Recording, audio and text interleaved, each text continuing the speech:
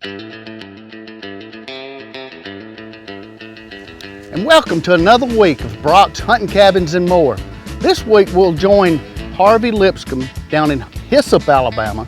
We'll look at his cabin he built. He built the Elk Series cabin and he did it himself with the help of one of my guys.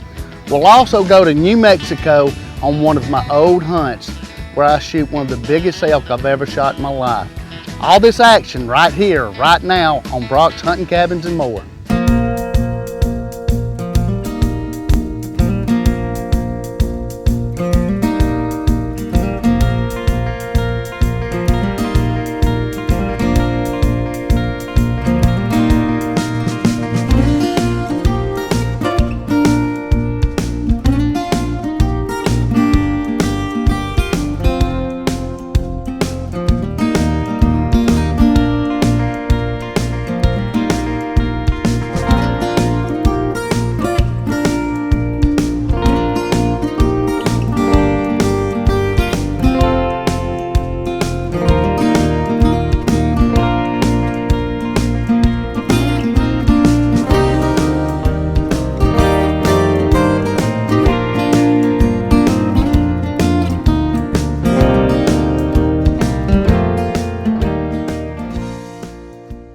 Harvey, thanks for letting us come out and see your cabin. Not a problem. Well, you know, tell our audience, you know, what were you thinking when you decided to build one of our cabins, and tell us a little bit about your property.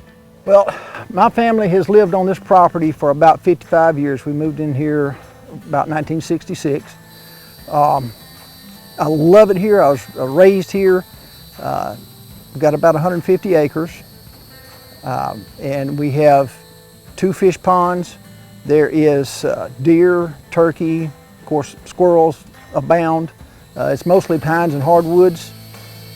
And I wanted a place that I could get away from the city. I live in Tuscaloosa now. Yeah.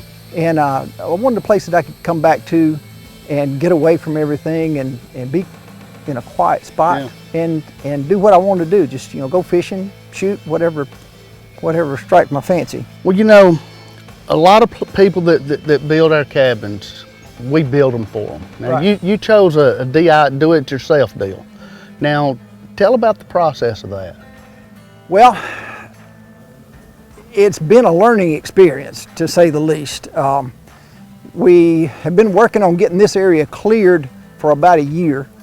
It looked like what you see right there until we started working on it. And we came out and we cleared it off, decided on a spot to build. And then got together with you, decided which kit we wanted, and then decided exactly where we wanted it, and started digging the holes for the foundation. And then ordered the kit. When the kit got here, we found out the holes needed to be dug out a little further, but we got that done. And we started putting the 6x6 pilings in, and then did the frame, and we got the flooring down. That was pretty much the first day. The second day, well, first of all, my son helped, my daughter helped, my son's girlfriend was here. They're from Virginia. They came down to help, and we had a good time doing it. You know, they stayed in the pop-up camper. I stayed in the tent over here, and we camped and worked at the same time. We had a good time. We really enjoyed it. But the second day, our goal was to get 5 courses up, and that's what we did. We got 5 courses up. Of course, we had to dodge the rain. It rained buckets the second day. The power went out. So it was challenging. Anything go wrong, it went wrong. Not everything, but enough that it was challenging.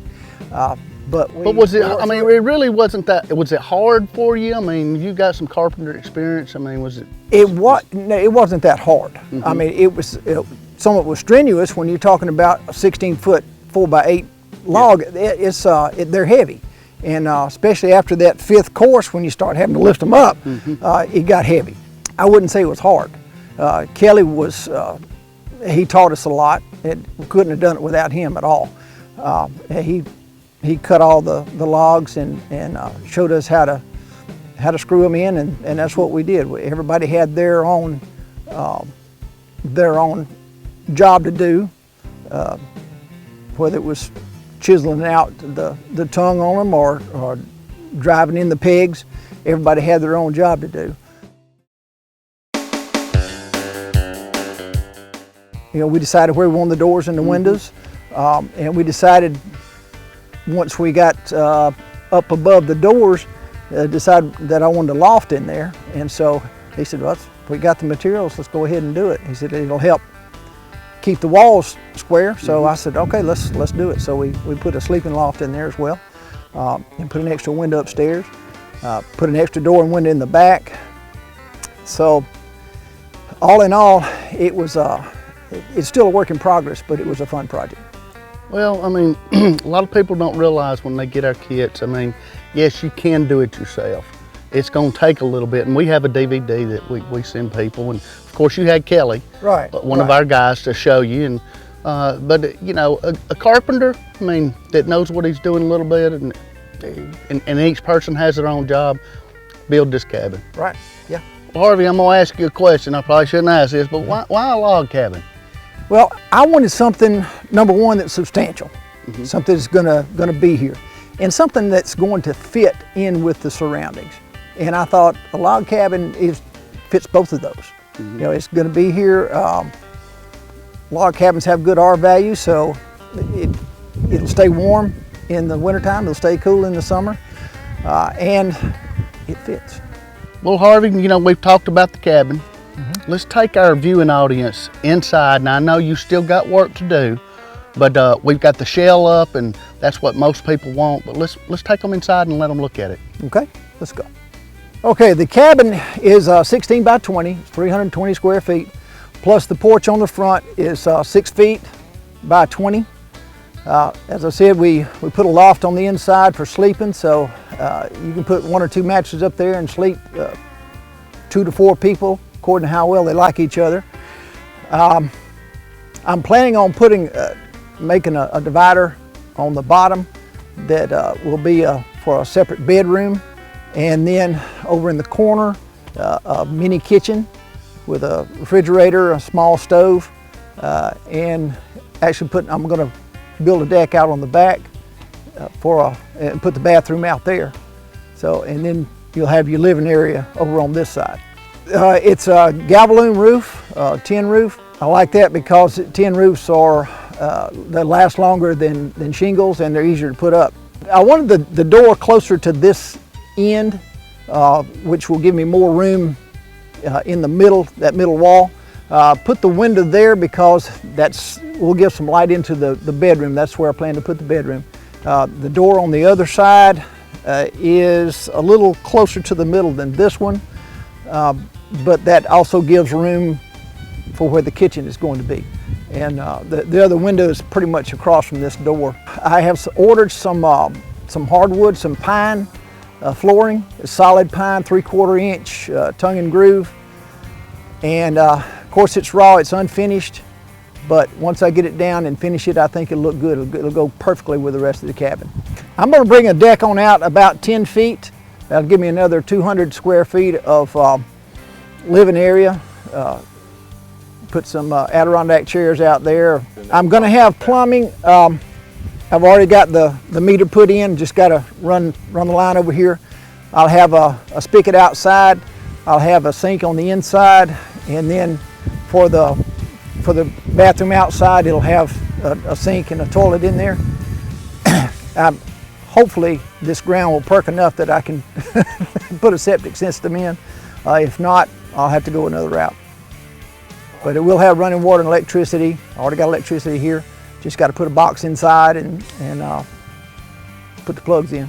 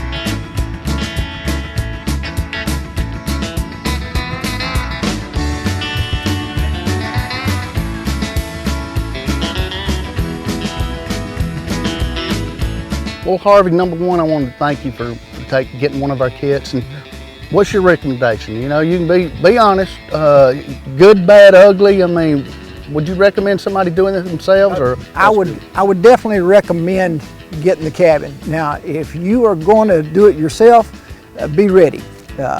Start lifting weights early and often, and have a good crew with you. That's going to be the main thing. And get somebody there that knows what they're doing, like Kelly. Kelly knew what he was doing. He helped us out tremendously. But yeah, it's a good thing. I would definitely recommend the kit. And if you're up to it, hey, do it yourself. Get in there and help. Thanks again. All right, Brock, appreciate it.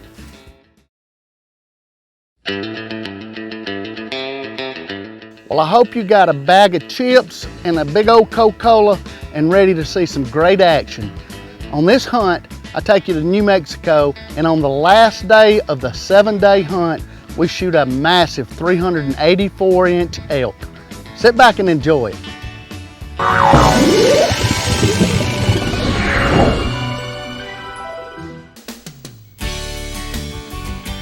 This is real-life elk hunting in the high country of New Mexico.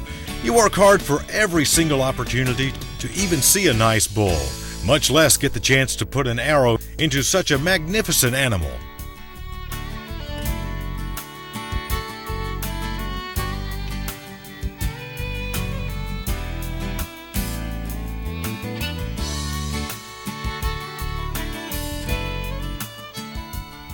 Setting up again, Brock's guide calls in a nice 6x6 bull that seems more content to graze on the succulent grass than respond to efforts to entice it to investigate a seductive cow call.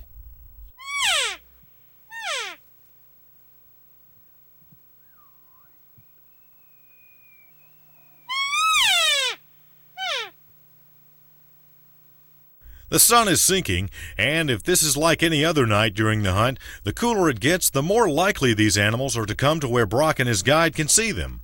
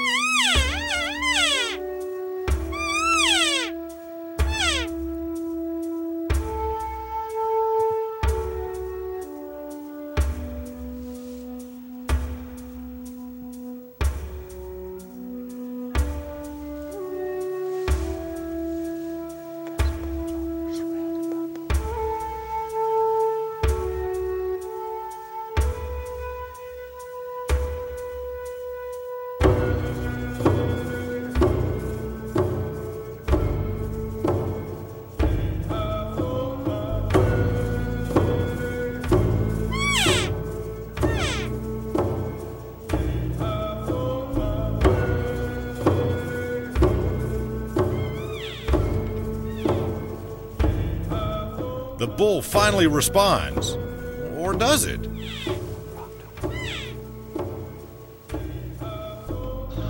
This bull is not headed for the sound of the calling. A huge bull, a record book class bull has arrived.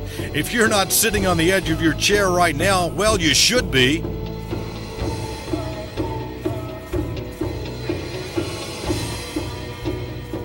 Look at the antlers on this animal. Rarely has such a bull on public hunting land ever been captured on film. Brock's heart is rocketing around his chest like a runaway freight train. Man, even to see such an elk like this is a once-in-a-lifetime opportunity.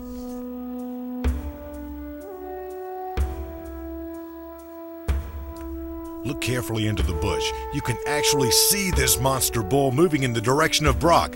Yes, this bull is a real gagger. A $1,000 trip to the taxidermist for Brock, if this thing continues on track.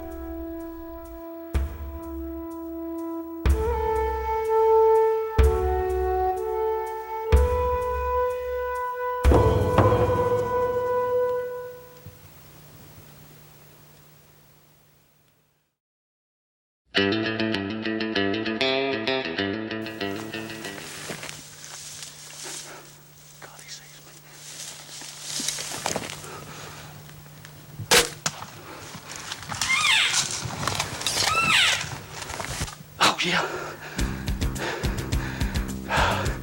Man, he's big and, oh God. I think I hit him too far back. He was looking right at me. I had to shoot. God, he's big, and Joseph caught him in off his mountain with all these cows. It was unbelievable. This is our last day. We're on our way out. Oh God, we gotta get down. See if he'll go lay down. My dang heart's beating. I need to. Hey, can you believe it? Can you believe it? I think I shot him far back, but I think he'll die. Quiet, let him lay down. Can you believe it? He's a monster, man. Can you believe it? We walked our butts off for 4 or 5 days in the canyon. And on the way out, we're all in these bulls. I can't believe you called it. I can't either. Whenever I seen him coming across that meadow, I was like, we gotta set up. He's coming in, because I seen him coming. I thought he was gonna come up that way, but he come and walk straight in front of us just for a perfect shot. Oh, I mean, it was absolutely perfect. You couldn't ask for any better. See if I could have shot him a little forward. Well, we'll leave him for an hour, hour and a half, and let him lay down. When he was sitting right down there, and I cow called and he stopped. Whenever he turned and run, that's almost what they call a death run. He felt something going on inside of him, and he turned. You heard him breaking stuff, just. Yeah. We'll just leave him for a long time. There's still bulls all over out here, so we'll just leave him, let him sit. I can't believe this. That's a monster. Oh, he's a 7. I couldn't. He's got 7 on one I didn't side. count him. He's 340 or better. Got some blood here. This is where this elk went in at. And Joe said we got some blood in some a bit of, I can't even talk, I'm so excited. We got some bubbles in the blood, so we got a good lung shot, I believe. Yeah. Oh yeah. Yep, he's down. He's down. Whew, man. Here's some blood. Man, he should be around. Hey, look down there. There's the bear. There's a bear. There's the bear. What are we gonna do? Bear! There goes our bear. I feel a lot better that the bear ain't down there. Now let's go look at our monster, because I know he's a big one. He's still up there. I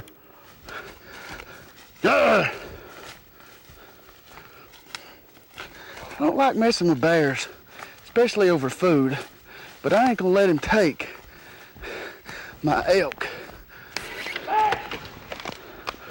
Why do they die in these crazy places? Look at that rack. Folks, look at that. He is a monster. Look at those brow tines. Look at that. That's a dream come true. Bud. Man, that was great. Look at these. Look at This that. is what I was telling you about. Yeah. These trays. They're huge. 2, 3, 4, 6. They're 20 inches long. What will he score, you figure? I think he's 340 at least. I'm gonna tell you what, people. If you want a great elk hunt, get in shape and come to New Mexico with Elite Outfitters. And if you're brave, ask for old Joseph. He'll take you to some of the wildest places, and you'll be tired, but you'll see animals like this, and you'll get a chance to take one like this. The good Lord's blessed us, and look what we got. Hope you enjoyed the show.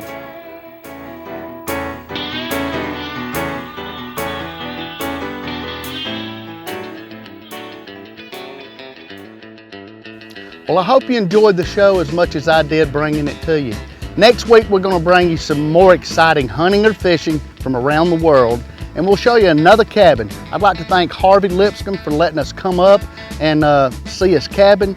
Remember, take a kid to the woods. It'll keep him off the streets, and may God bless you as he's blessed me, and all you got to do is ask him.